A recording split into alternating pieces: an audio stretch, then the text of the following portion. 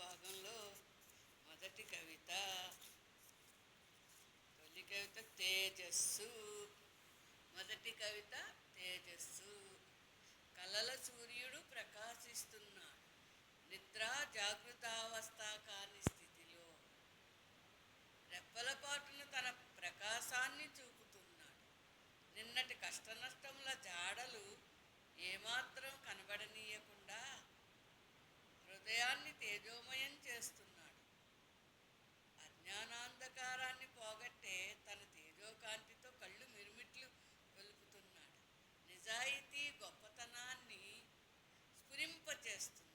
విజృంభిస్తున్నాడు. కలల సూర్యుడు యథేచ్ఛగా తన కాంతిని ప్రకటిస్తున్నాడు. బాధల జాడలని కనబడనీయకుండా నల్లని కష్టాల్లాంటి చీకటిని ఛేదిస్తున్నాడు. కలలా సూర్యుడు ఇళ్లలో తన గొప్పతనాన్ని ప్రకటిస్తున్నాడు.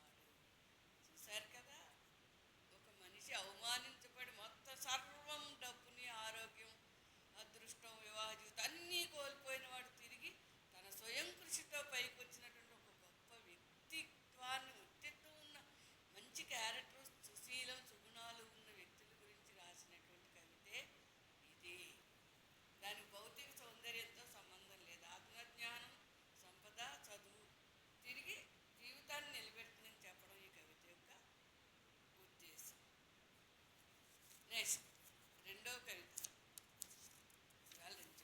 రెండవ కవిత పేరు ఆశ. ఇదే మనిషిని జీవితాంతం వృద్ధుల్ని కూడా నడిపిస్తూ ఉంటుంది. పిల్లల యొక్క అభివృద్ధులు, గొప్పలు చూడాలి ఆశ. ఈ ఆశతోటే మనిషి పడిపోయిన వాడు లేచి మళ్ళీ తన జీవితాన్ని నిలబెట్టుకుంటాడు. ఆశ నడుపుతాడు. పచ్చని పొలాలపై పడే తుషార బిందువులు చాలవా మన కంటి నుంచి వచ్చే విషాద బాష్పాలు తుడవడానికి? మండుటెండలు ఎంతో కాలం వేడిని మిగిల్చి భూమిని అగ్నిగుండల్లా చేయగా వానలు కురిసి భూమి చల్లబడినట్లుగా కష్టనష్టముల వల్ల వేడెక్కిన మనసుకి మంచి సంఘటనలు రావా? చల్లదనాన్ని, శాంతిని ఇస్తూ ఆహ్లాద ప్రపంచంలో విహరింపచేయడానికి ఆత్మవిశ్వాసం, ఆత్మీయత, ధైర్యం, ధనార్జన అనే ఆయుధాలు సరిపోవా కూలిపోయిన గోడలు నిలబెట్టుకోవడానికి? ఒక గొప్ప కవిత కదా, చెప్పానుగా.